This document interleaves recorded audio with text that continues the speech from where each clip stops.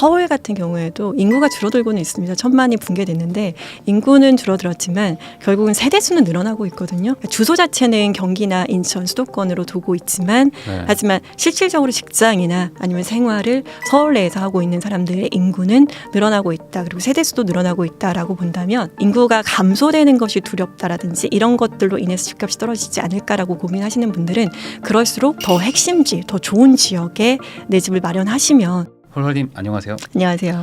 네, 또 오랜만에 나와주셨는데 또 제가 모신 이유는 또 그 현장 또 임장 다니는 뭐 클래스 이런 것도 운영하시면서 현장 많이 가시잖아요. 네. 근데 요즘에 이제 인터넷이나 뭐 유튜브로 뭐 워낙 정보가 많긴 하지만 사실 또 현장 느낌은 또 현장 가봐야지만 아는 거라서 그렇죠. 현장에서 느끼는 건 어떤지 좀 여쭤보고 싶습니다. 네. 2023년이 부동산 시장의 경착륙 시장이었다면 2024년은 연착륙으로 전환한 시장이 아닐까 싶습니다. 거래량을 일단 보면 현장 소장님들이 거래가 잘 안 돼 이러시죠. 그래서 전년 대비 확실히 2023년 대비는 서울도 그렇고 수도권도 그렇고 거래량 자체는 증가하긴 했습니다. 네. 그렇지만 굉장히 뭐 큰 폭으로 증가한 것은 아니고 유의미하게 좀 거래량이 전년 대비 증가는 했지만 그래도 평년 수준으로 아직 돌아오지는 않은 그런 거래량 자체가 작다라고 할 수 있는 그런 시장이어서 예, 그리고 뭐 매매가 자체도 굉장히 스테이블해요. 그러니까 평평한 거죠. 뭔가 기복이 심하지 않고 간간히 거래가 되면서 급매가 있는 것도 아니고 그렇다고 막 훅 튀는 호가가 있는 것도 아니고 굉장히 평평한 시장이 한 6개월 정도 진행이 되고 있습니다. 아, 그 뭐 매물이 많아졌다 이런 얘기들도 좀 있고 뭐 매물이 반대로 뭐 줄었다 이런 얘기들도 있는데 시장에서 느끼는 어떤 뭐 매물, 뭐 예를 들어 뭐 매매 물건하고 뭐 전세 물건, 뭐 월세 물건 이런 지역에 따라서 약간 차별화 양상이 있는 것 같아요. 아무래도 서울 같은 경우에는 매물 자체가 급격하게 쌓이거나 뭐 그런 것도 아니고 매물량도 비슷하고 그런데 한 가지 서울 같은 경우에는 전세 물량이 굉장히 적어졌다라는 거는 현장에서 느껴지는 그런 것입니다. 그래서 실제로 전세값에 그런 것들이 반영이 되기도 해서 전세가 2022년 대비해서 2024년에 신규 계약이나 아니면 갱신 계약하는 것들이 다 낮게 계약되지는 않습니다. 그래서 2년 전 대비 2년 전 대비해서 같거나 혹은 높게 이렇게 계약이 되고 있는 상황입니다. 그래서 전세 물량은 적어졌다. 수도권 같은 경우에도 작년에 수원이랑 성남 그리고 특히나 인천에 공급 물량이 굉장히 많았습니다. 입주 물량이죠. 입주 물량이 많았는데 그런 것들이 다 소화되면서 전세가 서울보다 오히려 좀 퍼센티지로 따지면 조금 더 가파르게 올라가고 있는 모양새가 보이고 있습니다. 네, 요즘에 뭐 강남에서도 약간씩 뭐 급매가 나온다 뭐 그러니까 예전에보다 한 6개월 전보다 안 깎아주던 분들이 조금 깎아준다 뭐 이런 얘기도 좀 들리는데 맞습니다. 6개월 전에는 그러니까 전년도 한 7, 8월 경에는 급매가 없었죠. 급매가 없었고 오히려 이제 호가가 실거래가 되면서 호가가 갱신되는 그런 모양새였는데 지금은 강남도 전년 7, 8월 고점 대비해서 호가도 낮고 실제 거래되는 매매가 자체도 조금 낮게 거래되고 있다라고 보시면 되겠습니다. 그러면은 그 뭔가 6개월 사이 그다음에 그러니까 1년 전과 이제 6개월 사이 뭐 이렇게 보면은 분위기가 확 바뀐 거잖아요. 어찌 보면 작년 이맘때가 되게 분위기 안 좋았었고 작년 뭐 여름 가을 때 또 분위기도 확 올라갔다가 다시 또 이렇게 또 잠잠해졌는데 이렇게 한 6개월 사이에 좀 바뀐 어떤 그런 이유가 뭐라고 보세요?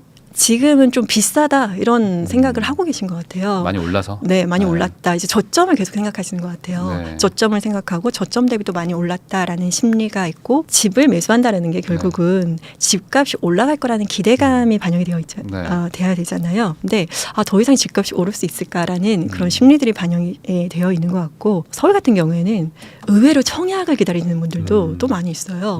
왜냐하면 2024년부터 2025년, 6년에 굉장히 좋은 지역의 청약이 많이 대기를 하고 있는데 또 막연히 청약을 기다리시는 분들도 또 많이 있고 그리고 금리에 어느 정도 좀 고금리에 적응을 했다라고 하지만 실질적으로 이 4%에서 5% 금리를 받기 어렵다라고 이제 생각하는 심리들이 또 많이 있는 거죠. 그래서 집을 사야 할 필요성이 좀 느끼지 못한다. 그래서 뭔가 거래량이 늘어나지 않다 보니까 즉 수요가 받쳐주지 않다 보니까 매매가가 크게 오르지는 못하는 그런 양상을 보인다 말씀드릴 수 있겠습니다. 네, 아무래도 그 매매 수요가 너무 이제 급 반등하다 보니까 이제 전세 수요로 옮겨갔다. 약간 이렇게 해석할 수도 있겠네요. 맞습니다. 그리고 이 전세가 아무래도 빌라 관련해서 많은 이슈들이 있었잖아요. 그래서 빌라 자체도 전세에서 월세로 이제 전환하는 비율 그리고 아무래도 빌라보다는 아파트 아파트를 아파트 전세 혹은 월세를 선호하는 비율이 늘어나다 보니까 매매보다는 또 전세, 아파트, 매수 심리보다는 전세로 이렇게 전향하는 심리들이 아무래도 좀 커졌다라고 볼 수 있겠습니다. 그러면은 그 실제 현장에 계시는 어떤 뭐 공인중개사 분들이라든지 이런 분들은 올해 어떤 시장 전망 좀 어떻게들 보시나요? 되게 재미있는 게 소장님들은 굉장히 객관적이고 시장을 좀 냉정하게 보세요. 네. 그래서 좀 더 기다려 이렇게 말씀하시는 분들이 의외로 많이 있습니다. 네. 곧 이거 사놓으면 오른다 이런 말씀 잘 안 하시고요. 네. 조금 더 기다리면 한 1, 2년 더 기다리면 더 좋은 때가 올 거야. 이렇게 좀 어떤 반등에 대한 기대감이 별로 없으세요. 현장에서는. 그게 어떤 이유가 있을까요? 뭐 어떤 뭐 시장에 좀 오시는 분들이 아예 없어서 뭐 그런 건지. 체감하시는 어떤 거래량 자체가 적어지다 보니까 네. 시장 상황에 대해서 소장님들도 굉장히 냉정해지시는 것 같아요. 왜냐하면 문의도 많고 거래량도 많으면 시장이 살아나는 분위기를 직접 1차적으로 느끼시는 분들이 네. 현장에 계신 소장님들이잖아요. 근데 아무래도 2023년 2분기, 3분기에 반짝하다가 4분기 그리고 1분기에 또 거래량조차 없다 보니까 실제로 4분기 그리고 올해 1월 이렇게 부동산 문 열고 들어가 보면 반겨주시는 정서가 또 달라요. 되게 반가워하시죠. 오랜만에 뭔가 오랜만에 온 것 네. 같은. 그러면 그 최근에 이제 뭐 아직 얼마 그렇게 오래되진 않았지만 신생아 대출 나온 게 있는데 네. 그 부분에 대해서는 좀 현장에서 뭐 좀 반응이 좀 있나요? 해당되는 분들 자체가 좀 많지는 않아요. 이게 소득 기준도 있고 재산 기준도 있고 그리고 신생아라는 어떤 낳아야 되고 혹은 최근 2년 동안 이제 낳았거나 이제 최근에 나왔거나 이런 제한 사항들이 있는데 아무래도 이렇게 보편적으로 적용될 수 있는 부분은 아니니까 적용되는 사람들이 많지는 않습니다. 대상자가 좀 적어서. 네. 그런데 이런 신생아 특례가 적용될 수 있는 분들에게는 되게 좋은 게 일단은 부부 합산 1억 3천이기 때문에 해당되시는 그러니까 신생아를 출생한 가구에 있어서는 1억 3천이면은 또 해당되실 수 있는 분들이 있잖아요. 그렇죠. 근데 이 조건이 좋은 게 9억 이하의 주택에 최대 LTV 70% 그리고 최대 5억까지 대출이 됐고 그리고 DSR을 보지 않습니다. 네. 예, 그리고 기본적으로 저금리예요. 최저 1%대에서 최고 3%대까지로 대출을 해주기 때문에 해당되시는 분들에게는 꽤 괜찮은 예를 들면은 6억의 아파트죠. 수도권이 6억 아파트를 LTV 70% 하면 4억 8천이죠. 보시면은 4억 8천에 1.6%의 신상아 대출 금리로 적용을 하면 원금과 이자가 한 175만 원 정도입니다. 그러면 만약에 4인 가족이 전세나 월세로 월 175만 원 정도의 금융 비용을 지출을 한다라고 하면 오히려 내 집을 마련하는 게 더 좋을 수도 있는 상황이죠. 그래서 이렇게 지금 2024년에 적용될 수 있는 나에게 좀 꽤 괜찮은 대출 상품을 활용을 한다면 그러니까 실수요자라면 내 집 마련하기에 오히려 또 좋은 때가 되지 않을까 싶습니다. 그럼 반대로 지금 2024년 2월 기준으로 봤을 때 그럼 투자 목적이신 분들 나는 거기서 뭐 굳이 살아야 돼 이런 게 아닌 그냥 난 투자하고 싶어 이런 분들 입장에서는 약간은 좀 기다려야 되는 뭐 그런 상황이라 좀 봐야 될까요? 급할 건 없다고 생각합니다. 왜냐하면 시장이 크게 뭐 요동하고 급반등할 만한 요소들이 많지는 않아서 만약에 투자로 추가 주택을 취득하시겠다라고 하시는 분들은 조금 기다리셔도 되지 않을까 싶습니다. 그럼 반대로 지금 실거주 하시는 분들 그냥 뭐 실수요자 이런 분들은 근데 애가 없어. 애가 없으면 지금 신생아 못 받잖아요. 그러면 지금 정책 자금이랄 게 마땅치가 또 않잖아요. 그런 분들은 어떻게 해야 되나요? 이게? 실수요 분들은 이제 개인마다 좀 다를 텐데 본인이 지금 주거 비용에 얼마를 지출을 하고 있는지를 좀 생각을 해보셔야 될 것 같고 주거 비용에 꽤 많은 돈을 지출을 하고 계시다면 오히려 지금 올해 내년이 내 집 마련하기에 또 꽤 괜찮은 기회가 되지 않을까 싶습니다. 금리 자체도 이제 하반기에 조금 조정이 될 예정이기도 하고 그리고 무엇보다도 지금 충분히 공부해서 나에게 맞는 내가 지금 현재 마련할 수 있는 가장 좋은 집을 마련할 수 있는 좋은 기회이기 때문에 저는 실수요자도 올해 내년에 공부하셔서 꽤 좋은 집 마련하셨으면 좋겠습니다. 그러면 이제 여기서 걱정되시는 부분들 아마 이런 걸 것 같아요. 이제 여기서 이제 추가 하락이 더 오면 어떡하냐 이런 생각을 하실 수도 있고 또 반대로 이미 좀 많이 내려왔고 또 일부 반등도 했기 때문에 이 정도로 그냥 쭉 가지 않겠냐 뭐 이런 의견도 있는데 뭐 어떻게 좀 생각을 하세요? 추가 하락은 어렵다고 생각하고요. 이제 현장에서 보면 알 수 있는 부분이 일단은 기본적으로 전셋값이 상승하고 있습니다. 그래서 전세 상승. 전셋값이 하방을 좀 든든하게 받쳐주고 있고 그리고 공급이 굉장히 축소가 되고 있어요. 네. 예를 들면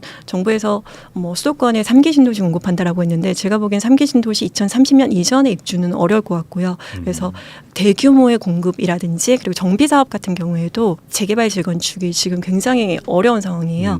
분담금이 계속 올라가고 있어서 사업이 굉장히 지연되고 있고 재개발 재건축 정비 사업 같은 경우에는 장이 좋아야지 사업 속도가 나는데 부동산 시장의 장도 좋지 않을 뿐만 아니라 조합의 부담과 조합원의 부담이 같이 가고 있는 그런 상황이기 때문에 재개발과 재건축 정비 사업으로 공급되는 물량 자체가 또 없다. 그래서 대규모의 수도권의 3기 신도시 공급과 그리고 정비 사업으로 인한 수도권 핵심 지역의 공급이 다 같이 부족하기 때문에 추가 하락이 좀 어렵지 않나. 그리고 무엇보다도 서울과 경기 수도권에서 분양가 자체가 상승을 하고 있어요. 네. 그래서 분양가가 상승하다 보니까 그 착시 효과가 나는 거죠. 아, 서울의 마지노선은 이 분양가 정도는 되는구나. 뭐 이제는 서울 내에서 12억 이하의 분양가를 좀 찾아보기가 어려운데 아, 서울에 지금 신축 아파트의 마지노선이 11, 12억대가 되는구나라는 어떤 시세에 대한 착시 효과도 가져올 수 있기 때문에 어쨌든 지금 추가적으로 급격하게 하락할 만한 요소들이 좀 적지 않나 싶습니다.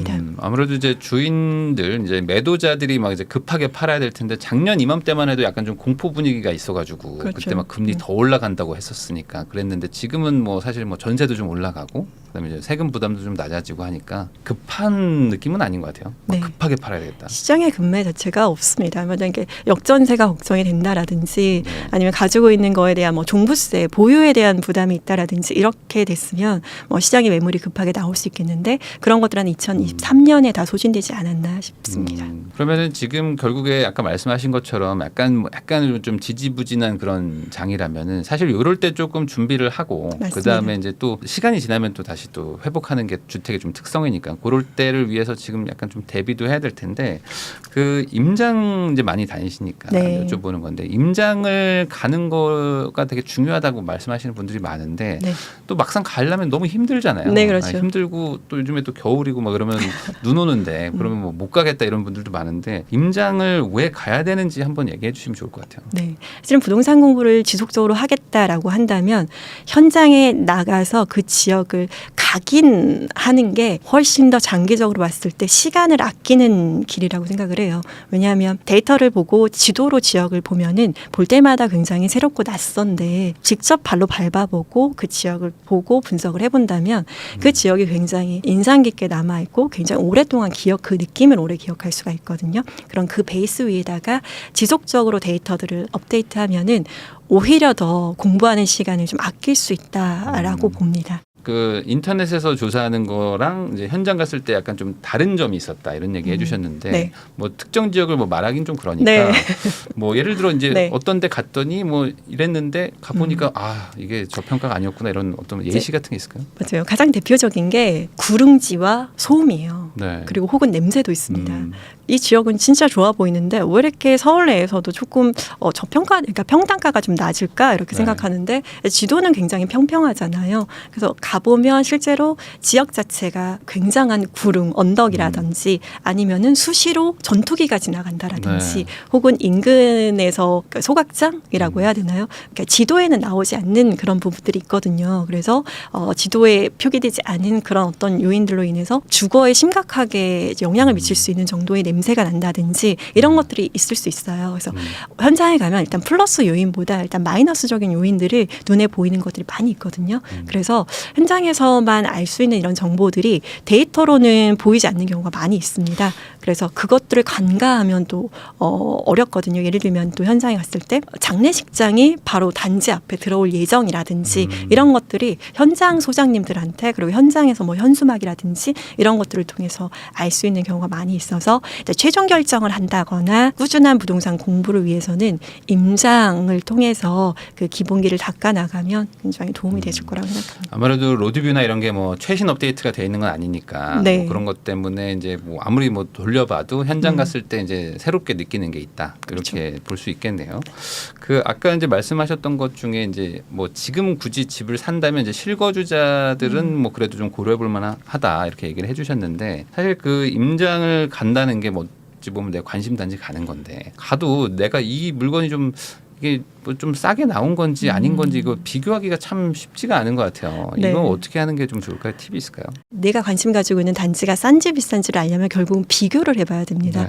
인근 단지들 혹은 비교 대상들이 있을 텐데 비교 대상들하고 항상 시세를 비교해보고 그래프를 비교해보면서 동일 그룹 내에서 이제 그룹을 묶는 거죠. 일종의 그룹핑 작업이거든요. 네. 금액대라든지. 네, 금액대 아니면 초기에 내가 투입할 수 있는 금액이라든지 이런 것들을 한 주머니에 묶는 거죠. 그룹핑을 해서 그 그룹 내에서 내가 선택한 단지가 지금 저평가인지 아닌지 과거의 꾸준한 그래프들을 비교해보고 그리고 전고점까지 비교해보고 지금 현재 상태에 나와 있는 금매나 매물들을 비교해보면서 내가 관심 갖고 있는 이 단지가 동일 그룹 내에서 지금 현재 매수할 가치가 있는지 없는지를 좀 비교하는 작업들을 하시면 좋을 것 같습니다.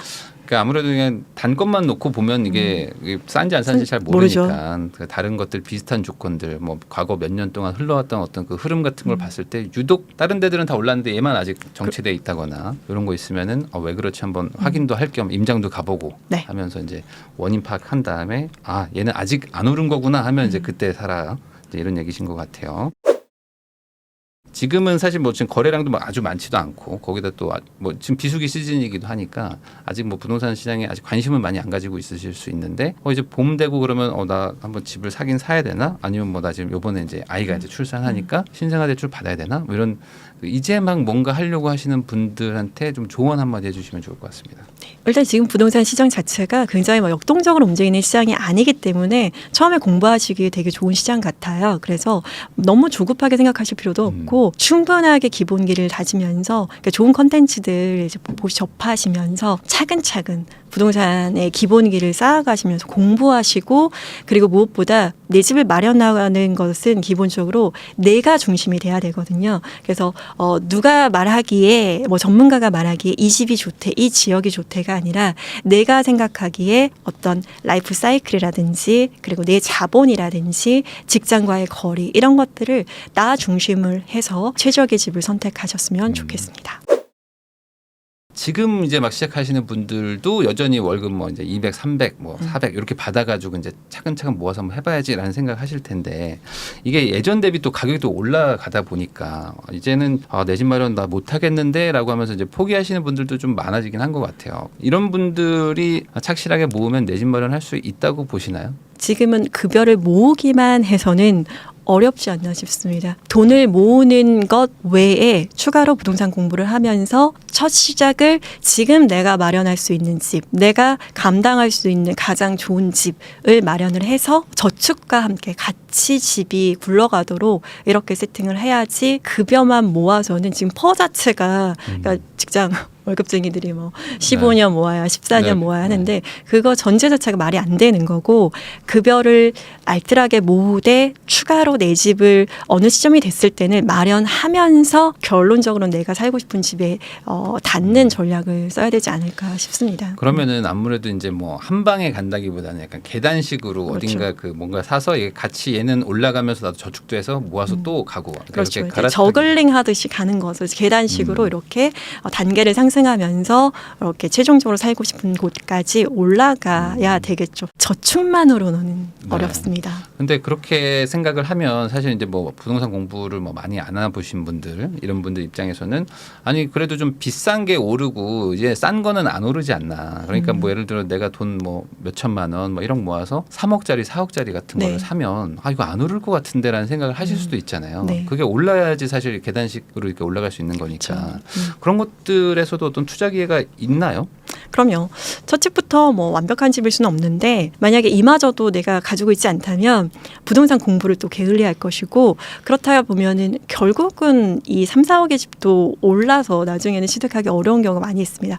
그래서 이 1주택뿐만 아니라 저는 본인이 감당할 수 있는 정도의 그 얼개를 짠다. 즉 포트폴리오를 짜서 1주택에서 추가로 혹여 나중에 갈아타기 혹은 추가 투자를 하면서 조금 더 살고 싶은 집으로 부동산을 이용해서 전략적으로 살고 싶은 집으로 닿을 수 있도록 좀 포트폴리오를 구성하는 방법들을 구상을 해봐야 되지 않나 싶습니다. 이게 저도 보면은 많은 분들이 오해하는 게 이제 나홀로 아파트 사지 말라 막 그러잖아요. 근데 네. 나홀로 아파트들도 보면은 올라요. 오르긴 오르거든요. 근데 다른 대단지에 비해서 막 안 오르니까 덜 오르죠. 안 네. 오르다 보니까 그런 건데 나홀로 아파트를 살 수 있는 돈 있는데 요걸 안 사고 만약에 전세를 살았는데 올라 버리면 네. 나홀로 아파트를 사서 오르면 그걸 내가 놓치다 보니까 사실 격차가 더 벌어지는 걸 수도 맞습니다. 있어서 그리고 조금 공부를 하시다 보면은 내가 가진 자본으로 충분히 감당 가능한 범위에서 조금 더 좋은 상품을 마련하실 수 있는 길이 좀 보이실 거예요. 그렇기 위해서 또 공부를 하는 거기도 그렇죠. 하죠. 뭐 나홀로 아파트를 사라는 게 아니라 그렇죠? 이제 나홀로 아파트 같은 것들도 오르고 사실 빌라 같은 것들도 뭐 오르죠. 올라요. 네. 오르긴 오르는데 이제 상대적으로 안 오르니까 이제 그걸 좀 박탈감을, 맞춰보려고 네. 이제 공부를 하자는 거지. 뭐 아예 자산을 안 가지고 있는 것 대비는 그래도 좀 오르는 가치. 아까 말한 자산도 오르고 나도 저축도 하고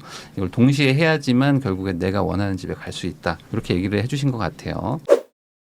요즘에 워낙 이제 뭐 약간 반등도 하긴 했지만 뭐 그동안 워낙 또 이제 급등했었던 게 있었고 그리고 또 다시 급락도 하고 하면서 앞으로 뭐 인구 감소까지 있으니까 이제 부동산 투자를 굳이 해야 될 필요가 있는가 뭐 이런 얘기 하시는 분들도 많거든요. 서울 같은 경우에도 인구가 줄어들고는 있습니다. 1,000만이 붕괴됐는데 인구는 줄어들었지만 결국은 세대 수는 늘어나고 있거든요. 주소 자체는 경기나 인천 수도권으로 두고 있지만 네. 하지만 실질적으로 직장이나 아니면 생활을 서울 내에서 하고 있는 사람들의 인구는 늘어나고 있다. 그리고 세대 수도 늘어나고 있다라고 본다면 인구도 중요하지만 가구 수 자체도 중요한 거잖아요. 인구가 감소되는 것이 두렵다라든지 이런 것들로 인해서 집값이 떨어지지 않을까라고 고민하시는 분들은 그럴수록 더 핵심지, 더 좋은 지역에 내 집을 마련하시면 그런 심리들을 방어할 수 있지 않을까 싶습니다.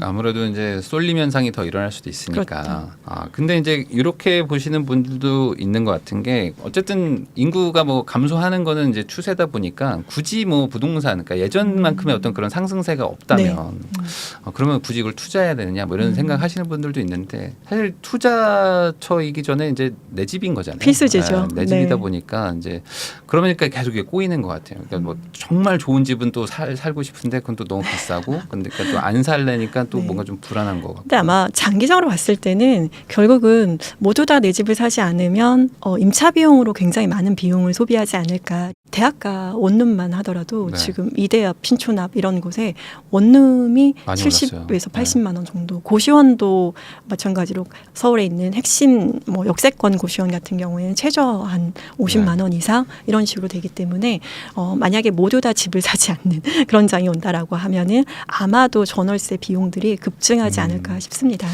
그러면 이제 투자자 입장에서 좀 한번 여쭤보겠습니다. 이게 투자를 하고 싶으신 분들도 있고 지금 뭐 취득세가 풀려서 이제 뭐 두 채까지는 그래도 네. 어떻게 살 수는 있는데 다주택 막 세 채 막 네 채 하는 건 사실상 좀 힘들잖아요. 네. 이 상황에서 그러면은 다주택 규제도 여전히 살아 있는데 부동산 투자 어떻게 하는 게 좀 가장 좀 유리한 전략이라고 좀 보세요. 다주택자가 지금 추가로 주택을 매수하지는 않고 있고요. 결국은 1주택이신 분들이 추가로 투자를 해야 하는가 말아야 하나를 더 살까 하는가. 말까. 네, 그런 고민들은 시장에서 보여지고 있는데 예전처럼 막 문어발식으로 N호기 이렇게 만드는 시대는 좀 지나지 않았나. 규제가 아직 여전하기 때문에 싶고 그래서 여전히 유효한 거는 지역별 차별 양상이 너무 많기 때문에 우리가 진부한 이야기일 수 있겠지만 똘똘한 한두 채 이렇게 똘똘하게 절세하면서 그리고 개인에게 부담이 되지 않는 선에서 채수는 줄이고 조금 더 양질의 주택을 가져가는 전략으로 앞으로도 가야 되지 않을까 싶습니다. 그러면은 요것도 한번 좀 여쭤보겠습니다. 그 학군 있잖아요. 네. 학군의 중요성에 대해서는 요즘 좀 약간 아닌 것 같다라고 말하시는 분들도 좀 많고 아니 앞으로 뭐 10년 지나면 뭐 AI 막 발전할 거다 이러는데 그 똘똘한 한 채 기준에서 학군의 어떤 이 포지션을 어느 정도까지 좀 봐야 될까요? 약간의 좀 변화를 좀 줘야 될까요? 어떻게 보세요? 결국은 학군이 영향을 미치지 않을 수가 없습니다. 네. 그래서 지금도 예를 들면 뭐 가장 뭐 대표적인 학원가들 플러스 신축 주거벨트가 밀집되어 있는 곳들이 있죠. 예를 들면 뭐 뉴타운들이 서울에서 막 들어오면서 마포 같은 경우 마포도 신축 파츠 되었는데 거기도 결국은 15억, 20억 정도의 신축 아파트가 들어오고 있는데 그런 단지들에서 또 중요하게 생각하는 게 학군이에요. 그래서 학원가가 그 주변으로 생기고 마찬가지 신길 뉴타운이라든지 네. 뭐 고덕지구 쪽이라든지 이런 쪽에서 엄마들이 굉장히 중요하게 생각하는 요소가 학원가가 있느냐, 중학교 배정을 어떻게 받느냐, 의대를 몇 명 보내느냐, 학군의 가치를 아직도 굉장히 중요하게 생각하고 있습니다. 물론 수도권 내에서도 뭐 학군 중요도가 좀 다르게 이제 적용이 될 수는 있겠지만 결국은 평단가가 높은 지역은 아직도 학군이 굉장히 큰 힘을 발휘하고 있다. 그리고 지방 광역시도 마찬가지죠. 그런데 이제 10년 후에 뭐 AI 뭐 이런 말씀하셨는데 저는 그래도 입지 내에서 뾰족한 차별화를 얘기할 때 학군을 빼놓을 수는 없지 않나 싶습니다. 네. 아무래도 뭐 아이를 키우는 분들은 공감을 많이 하실 텐데 아이가 또 없으신 분들이나 아직 미혼인 네. 분들은 네. 학군의 중요성을 사실 잘 모르잖아요. 모르죠. 아무래도 네. 뭐 이렇게 지하철 가깝고 아니면 뭐 이렇게 상권 잘 되고 이런 걸 더 네. 좋아하시는데 만약에 집을 산다 그러면 조금 엄마의 마음으로 산다 이렇게 생각하시는 게 좀 더 낫지 않을까 생각합니다. 그 아까 그 강남이나 뭐 이런데 이제 좋은 입지에 이제 좋은 청약들이 이번에 많이 나온다고 했잖아요. 네. 그게 이제 뭐 소위 말하는 좀 뭐 로또 청약 뭐 이런 것들을 노리는 분들도 많으실 것 같은데 네. 이게 요즘 또 청약도 약간 양극화여가지고 미분양 나는 데는 계속 미분양이고 아까 말한 로또 청약은 막 수백 대를 막 찍히는데 그렇죠. 이 청약에 대해서는 좀 어떤 전략을 가지고 가는 게 좋을까요? 청약의 온도차가 굉장히 지역마다 뚜렷합니다. 그래서 분양가 상한제가 적용되는 지역 같은 경우에는 강남 3구 용산 같은 경우에는 경쟁률이 굉장히 높은데 지금 그 외 지역들 같은 경우에는 분상제가 적용되지 않다 보니까 기존의 신축 단지 대비해서 특별히 분양가 메리트가 없는 네. 곳들이 많이 있어요. 그래서 심지어 서울 내에서도 미분양이 나오고 있고 그 미분양이 나는 곳들을 보면은 그 분명한 이유들이 있거든요. 분양가가 너무 가치 대비 입지 가치 상품 가치 대비 너무 높아서 받아줄 수요가 없는 거죠. 네. 그래서 청약을 노리고 계신 분들이라면 옥석을 좀 구분할 수 있어야 된다라고 말씀드리고 싶고요. 분양가 상한제에서 나오는 청약은 말 그대로 로또입니다. 그런데 로또라고 무조건 청약했을 경우에 봉변을 당할 수 있는 게 뭐냐면은 자금 계획을 좀 철저하게 세우셔야 네. 됩니다. 아무리 로또라고 하지만 뭐 6천만 원대 분양가가 책정이 되고 있는 그런 상황에서 계약금도 요즘에 20%씩 막 이렇게 분상제 같은 경우에는 진행을 하거든요. 그럼 계약금만으로 그 집을 소유하기에는 불가할 수 있거든요. 잔금도 치러야 되고 그리고 중도금도 1회 정도 잔압을 해야 되고 그런 것들이 있기 때문에 본인의 자금 사정을 고려해서 청약을 하시되 로또라고 무조건 청약하는 건 아니고 내가 중도금 잔금의 계획들을 성실하게 이제 이행해서 입주까지 할 수 있는지 분명히 잘 자금 계획을 보셔야 될 것 같고 그리고 분상제 이외의 지역 같은 경우에는 과연 이 분양가가 시세에 대비해서 합당한 분양가인지 입지 대비 합당한지 이런 것들을 보시고 청약하셔야 될까. 주변에 저 청약 당첨됐어 이런 분들이 꽤 있었거든요. 그 분양가 자체가 너무 높아가지고 딱히 분양을 받을 이유가 없음에도 불구하고 한번 넣어볼까 이렇게 시도를 했는데 당첨이 되신 분들이 많이 있고 인근 신축단지하고 시세가 비슷한데도 청약을 넣는 것이 유의미한 분들이 있습니다. 그런 건 어떤 경우냐면 모아둔 종잣돈이 많이 없는데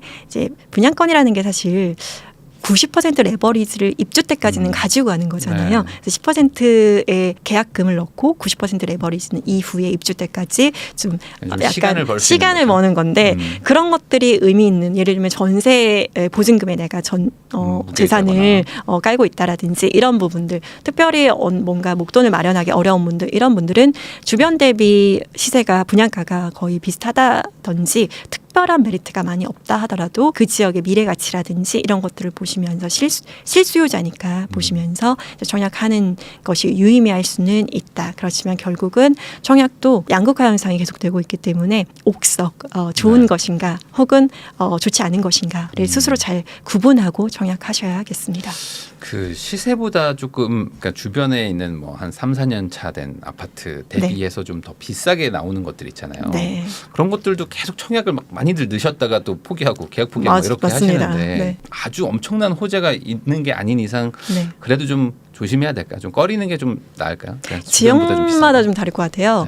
네. 분양가 메리트가 크게 없지만 네. 입주 기간까지 한 3년 동안이 남아 있고 주변에 입주 단지가 많다든지 그래서 주거벨트가 크게 확장된다라든지 네. 혹은 신도시급으로 뭔가 현재 상태보다 3년 혹은 내가 실거주 4년을 했다라고 했을 때 7년 정도 봤을 때 이 지역 자체가 좋아질 수 있는 소수가 있다라고 한다면 내 집 마련으로 좋은 전략이 될 수가 있겠죠. 근데 그렇지 않고 재개발 구역인데 나 홀로 분양을 한다. 그리고 특별히 지역의 이슈라든지 그다음에 미래에 어떤 변화될 소스들이 없다라고 한다면 굳이 지금 주변 시세 대비해서 크게 분양가 메리트가 없는 청약을 하실 필요는 없다. 네, 그러니까 요즘에는 청약도 예전처럼 막 정말 뭐 넣기만 하면 다 로또인 뭐 그런 분상제 지역이 많이 없으니까 네. 또 조심조심해서 꼭 알아보시고 하시는 게 좋을 것 같습니다.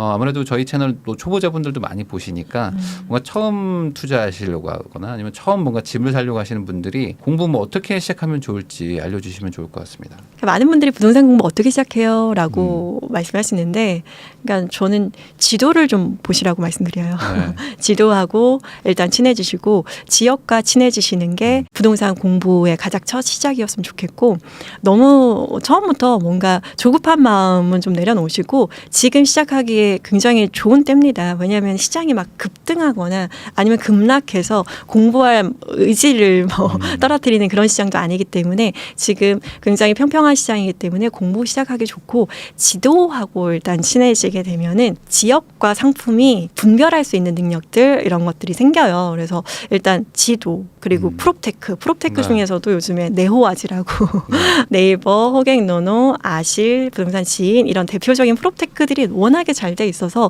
그런 기능들을 한 번씩 보시면서 시세도 한번 지도 위에서 체크해 보시고 그리고 전세는 어떻게 되고 있는지 그리고 거래 물량은 어떻게 되는지 입주 물량은 어떤지 이런 기본적인 데이터부터 지도 위에 펼쳐지는 프롭테크니까 그런 프롭테크 활용하셔서 처음에 천천히 기본적인 어떤 부동산 공부할 때 어떤 것들부터 시작하면 좋을지를 이제 고민하시면은 그 시작으로 되게 좋지 않을까 싶습니다. 저도 이제 투자한 지 한 15년 됐는데 예전에는 다 엑셀로 제가 다 만들었거든요. 그래가지고 옆에 막 수익률도 뭐 전세가율도 뭐 다 만들고 함수 걸고 그랬는데 요즘에는 진짜 딸깍딸깍 몇 번 하면 너무 잘 돼 있어요, 진짜. 맞아요. 그래서 네.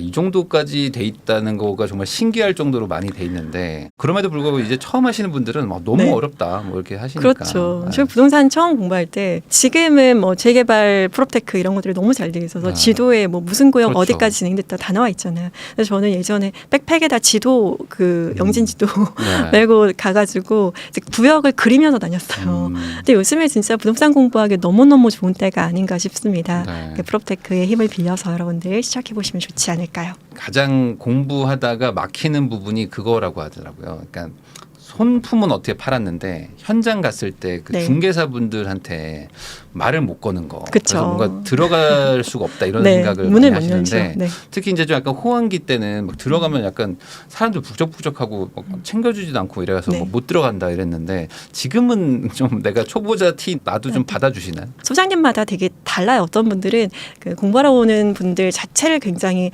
좀 못마땅해 하시는 분들 당연히 있을 수 있죠. 그렇죠. 그런데 또 어떤 소장님들은 이제 많이 문을 열어보면 어떤 소장님들은 공부하러 왔음에도 불구하고 이제 지역 브리핑 잘 해주시고 친절하게 해주시고 그래서 결국은 그런 소장님들하고 또 연을 맺을 수 있고 또 그렇거든요. 그래서 모든 소장님들이 불친절하진 않습니다. 나하고 맞는 결을 가진 소장님들 한두 분 만나면 되고요. 부동산 문 열기에 이제 익숙해지신다면 그 이후에 이제 소장님과 이제 어떤 걸 물어봐야 되는지에 대해서 기본적으로 조금 인지하고 가시면 좋을 것 같아요.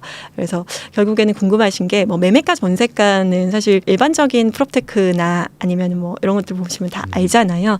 근데 소장님만 알 수 있는 지역의 정보들을 좀 물어보시는 게 좋죠. 그래서 여기서 이제 가장 선호하는 동과 이 아파트 사람들이 뭐 어디로 뭐 출퇴근 많이 하는지 여기 거주하시는 분들은 대체적으로 뭐 어떤 분들인지 몇 동은 어디로 배정받고 몇 동은 어느 학교로 배정받는지 막 갈라집니다. 그런 것들이 되게 부정확한 경우가 프롭테크에서 어느 정도는 이제 걸러주는데 부정확한 경우도 많이 있고 해서 학군 평촌지 같은 경우는 특히 되게 예민하거든요. 그래서 뭐 평촌 같은 데 갔다 그러면은 평촌 내 선호하는 단지 내에서도 동별로 이렇게 나눠지고 이런 것들이 있어서 그런 현장 소장님들에게만 들을 수 있는 정보들 이런 것들을 좀 여쭤보는 게 좋죠. 그러니까 그런 것 같아요. 그러니까 결국은 이제 손품이라는 건 이제 데이터고 네. 현장 가서는 이제 말을 듣고 그 사람들의 어떤 경험을 듣는 거니까. 맞습니다. 이제 뭐 물어봐야 돼요라고 물어보시는 분들도 있는데 그 동네 사는 사람들이 어떤 사람들인지 물어보는 것부터 한번 해보시는 것도 네. 좋지 않을까.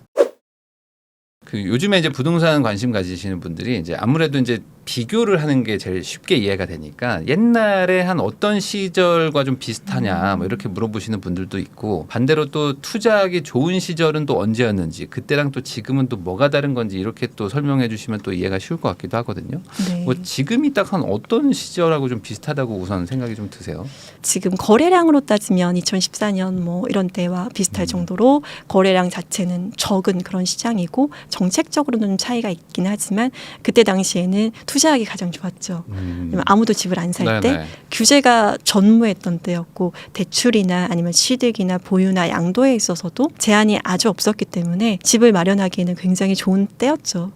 근데 반대로 그랬던 거는 이제 그 정말 집을 안 살려고 하니까 다 풀어줬던 게 아닌가. 네, 그럼 맞습니다. 지금은 약간 풀어주는 것까지는 아니잖아요. 약간. 전년도에 이제 1월 달에 대책을 발표하면서 규제 지역을 뭐 완화한다든지 이런 어느 정도의 액션을 취하긴 했지만 아직도 국회에 계류 중인 그런 네, 규제책들이 많이 있죠. 네. 풀어야 할 규제가 오히려 더 많은 그런 때이기 때문에 그때와는 규제의 강도상 좀 많이 다르다라고 볼 수가 있겠죠. 분위기는 비슷하지만 약간 정책의 어떤 규제의 네. 강도는 아직 차이가 있어가지고 네. 그래서 좀 규제가 좀 어떻게 바뀌는지도 좀 보긴 봐야 될 것 같아요. 그래요. 그래서 이런 시장에서 만약에 2014년 같이 규제가 다 완화된다라고 하면 그러면 반등장이 올 수도 있겠다라고 생각이 듭니다. 네, 그러니까 결국에 규제가 어떻게 뭐 정책이 어떻게 바뀌냐. 다주택자 규제라든지 아무래도 다주택자가 좀 움직여야지 시장 분위기가 좀 바뀔 여지들이 많은데 네. 지금 다주택자가 움직이지 못하고 있으니까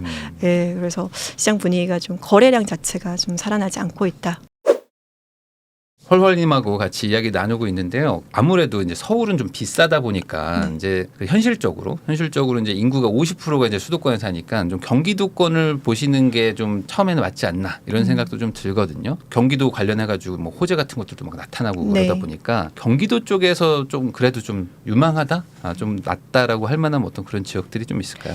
아무래도 경기도 부동산에서 네. 가장 중요한 요소가 교통망이 아닐까 싶어요. 네. 그래서 올해는 무엇보다 3월 말에 GTX A 노선의 동탄에서 수서까지의 개통이 예정이 네. 되어 있고 그리고 두 번째로 8호선 별내선이죠. 별내선 연장이 6월 30일 날 계획이 되어 있습니다. 개통하는 두 개의 노선이 여러분들이 좀 주목하면 좋지 않을까 싶습니다. 네. 그러면 그 보통 그런 얘기 있잖아요. 이제 착공한다고 그러니까 계획 발표내면서 한번 오르고 뭐 착공하면서 오르고 뭐 나중에 준공하면서 오르고 뭐 이런다고 하는데 그 GTX A나 아까 말씀하신 8호선 라인 이런 것들도 네.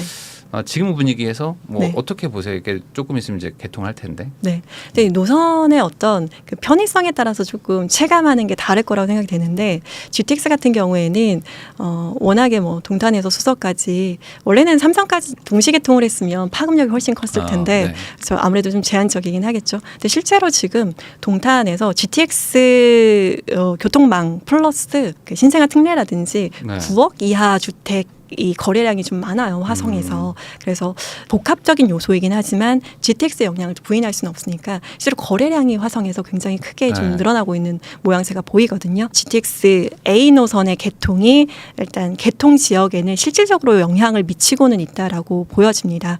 구리와 별내가 그리고 교통망이 좀 불편한 지역이었어요. 아무래도. 경춘선, 그다음에 경의중앙선 이런 버스 타고 노선들이 다니는 곳이었으니까. 네, 그런 곳이었는데 이제 8호선이 개통하면 잠실 쪽까지 20분대로 접근이 가능하고 근데 잠실로만 올 수 있는 게 아니라 아래로 내려오면은 잠실에서 2호선 환승할 수 있고 석촌역에서 9호선 환승할 수 있고 그리고 천호역에서 5호선 그리고 3호선 환승할 수 있는 노선이 굉장히 많아지죠. 결국은 집을 선택할 때 얼마나 편리하게 집에 닿을 수 있는가인데 그런 면에서 구리나 별내, 다산이 선택될 수 있는 가능성이 높다라는 거죠. 아무래도 그쪽을 별로 이렇게 선택하려고 생각하지 않으셨던 분들도 네. 이제 지하철이 연결되는 거니까 어찌됐든 그렇죠. 그러다 보면은 이제 수요가 좀 몰린다.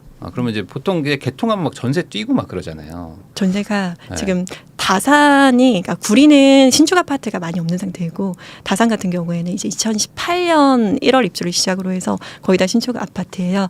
그래서 전년도 이제 4분기에 다산 기준으로 해서 저가 전세가 다 빠졌습니다.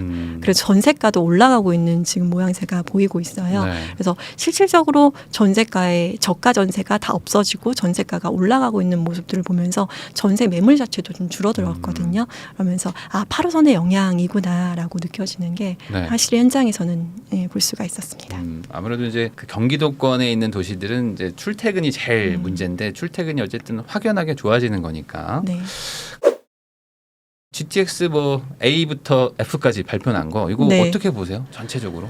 내 집을 마련하고 그리고 뭐 갈아타기를 고려한다라고 했을 때 DEF 때문에 집을 선택하지는 않으셨으면 좋겠어요. 네. 결국은 이제 재원 조달의 문제인데 그 D 같은 경우에는 더블 Y자로 네. 이제 최종 확정이 되어서 이제 걸쳐지는 지역이 많이 있고 E 같은 경우에는 인천공항에서 덕소까지도 네. 갑니다. 그리고 아시는 바와 같이 F는 수도권 순환선으로 이제 구성이 되어 있는데 정부에서는 이제 2035년까지 개통을 다 하겠다라고 하는데 이 재원 조달 문제에 있어서 134조 정도의 재원이 필요한데 이 중에서 한 75조 정도를 민간으로 조달하겠다라고 합니다. 네. 근데 지금 이미 1기가 GTX A 노선을 이제 개통을 앞두고 있고 B 노선, C 노선이 있는데 C 노선은 1월달에 착공을 했습니다. 네. 착공식을 했고 그리고 B 노선은 이제 2024년에 착공을 목표로 하고 있는데 뭐 총선 전에 착공하겠다 뭐 이런 얘기 막 나오더라고요. 근데 이게 네. 쉽지는 않죠.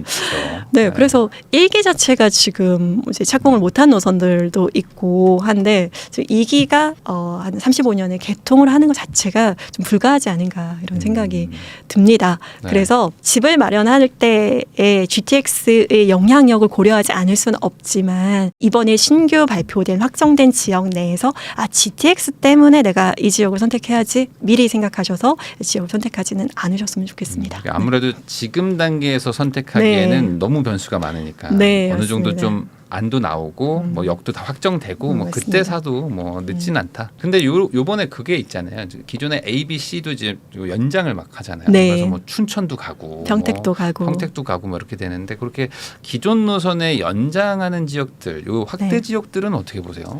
일단 저는 2기 지역보다는 또 긍정적으로 봅니다. 네. 네. 왜냐하면 이게 확장하는 노선들은 보면은 뭐 평택 같은 경우에도 기존 노선들을 활용을 하거든요. 그래서 오히려 뭐 시기적으로 더 빠르게 이제 연장이 될 수 있는 가능성들이 있고 DEF 자체의 착공보다 아무래도 1기 ABC의 연장 자체가 일단 빠를 수 있다라는 측면에서 오히려 DEF 지역보다 확정된 지역보다 연장되는 지역을 조금 더 관심 가져보면 좋지 않을까 싶습니다. 그러면은 이번에 발표된 이후에 혹시 현장에서의 어떤 반응이나 이런 건 좀 어때요? 네, 현장은 사실 큰 요동은 없습니다. 왜냐하면 우리가 그 GTS 발인가요? GTS 발 거품호가에 한번 체감한 적이 있기 때문에 되게 시장은 지금 시장 자체가 굉장히 막 상승하는 장도 아니고 시장은 굉장히 차분하고 대형 교통망이 발표가 되면 일단은 노선 확정 때 한번 오르고 또 삽들 때 오르고 네. 개통할 때 오르고 이렇게 되는데 아무래도 시장에는 그런 호가들은 있습니다. 나는 이제 확정이 됐으니까 이거에 대한 매도인들의 호가가 상승하는 부분은 있지만 그것이 지속되거나 거래되기는 사실 시장에서 어렵고요. 확실히 이제 호가들이 올라가는 모습들은 일부 보인다. 네. 그렇지만 그게 거래로 이어지지는 않고 있습니다. 그러니까 네. 주인분들은 이제 좀 올려서 팔고 기대감이 싶고 반영이 되어 그다음에 있죠. 사는 사람들은 뭐 굳이 뭐 내가 네. 좀 사야 되냐 하니까 네. 이제 호가랑 이제 벌어지는 그런 거군요. 그 경기도는 서울 대비 조금 좀 덜 올라가지고 반등도 좀 덜한 데도 많고 네. 그러다 보니까 이제 상대적으로 또 올해는 경기도 쪽을 좀 봐라 이렇게 말씀하시는 분들도 있거든요. 네. 서울은 또 너무 빠르게 또 반등한 지역들이 많아가지고 이 경기도를 포함해서 뭐 수도권 집값 이쪽은 올해도 좀 이렇게 약간 좀 잔잔하게 간다고 볼까 아니면 어떤 뭐 특정 지역들은 그래도 좀 상승 여력이 좀 있다고 보세요. 네. 그러니까 올해 수도권 집값의 방향을 가르는 중요한 키워드 두 개는 결국은 공급량과 이유가 전세가라고 생각이 듭니다. 그래서 경기도의 그 미분양 물량이 어느 정도 안정권에 이르렀고 굉장히 미분양 물량이 많다 뭐 그런 지수는 아니고 적정 수위이고 그리고 대량 공급이 예정되어 있는 지역이 없습니다. 이미 뭐 인천을 기준으로 해서 많이 소진이 되고 입주를 많이 했고 그리고 전세가가 인천에 지금 구축도 전세가가 올라가고 있는 추이거든요. 그래서 대량 공급이 없고 수원, 성남, 인천 등에서 전세가가 지금 올라가고 있는 추이이고 해서 추가적인 하락은 좀 어렵다라고 보이고 어쨌든 경계권에서 올해 만약에 내 집 마련하겠다라고 한다면 상승 기조가 있는 좋은 지역에 마련하시는 게 오히려 더 좋지 않을까 싶습니다. 왜냐하면 좋은 지역은 계속 좋아지는데 사실 인프라도 계속 들어오고 주거벨트가 확장되고 이렇게 되는데 안 좋은 지역들은 또 계속 하락하고 있고 전세가 자체는 실거주 가치를 반영을 하잖아요. 네. 그런데 이제 전세가도 하락하는 지역이 이 와중에 또 있고 해서 지역별로 선별해서 여러분 경기권도 그리고 인천도 지역별로 좀 상품을 선별해서 들어가야 하는 그런 시장이다라고 보여집니다. 그러니까 집값이 보합이라고 해가지고 모든 집이 가만히 있는 건 아니고 네. 어떤 집은 오르고 또 어떤 네. 집은 또 내려가고 그러다 지금도 보니까. 성남 같은 경우에는 구성남은 전년 대비해서 상승 기조를 타고 있습니다. 그래서 매매가 실제 거래되는 거래가가 올라가고 있어요. 물론 8월 대비해서 막 급격하게 올라가는 건 아니지만 실거래가 뭐 꽤 많이 되고 있고 그리고 전세가 자체가 전년도에 입주장을 거치면서 굉장히 낮았었는데 전세가가 굉장히 많이 받쳐주는 그런 시장이 되고 있습니다. 네, 그러니까 이게 옛날보다 확실히 더 어려워진 것 같아요. 어려워졌고 좀 공부할 것도 좀 더 많고 그리고 예전에는 그냥 어디가 좋다더라 하고 그냥 사면 뭐 그래도 뭐 오르고 막 이랬는데 지금은 왜 좋은지 정말 좋은 건 맞는지 뭐 이게 호재가 맞긴 맞는지 막 이런 거 하나씩 다 따져보고 사도 이게 쉽지 않은 약간 좀 난이도가 좀 높아졌다. 그 개별 상품에 주목해야 되는 그런 시장이 아닌가 싶습니다. 네, 저희가 지금 GTX 뭐 교통 얘기 좀 했는데 혹시 이런 거 말고도 뭐 부동산 쪽 뭐 호재 같은 게 좀 있을까요? 뭐 수도권 정도로 이제 좀 좁혀서 얘기한다면 뭐 인천이든 수도권이든 입주 물량이 없다는 게 가장 큰 호재가 되지 않을까 싶습니다. 그러니까 뭔가 좀 고통스러운 시기가 좀 이제 좀 지나갔다 어느 정도. 그렇죠. 특히나 인천은 아직도 좀 계속되고는 있는데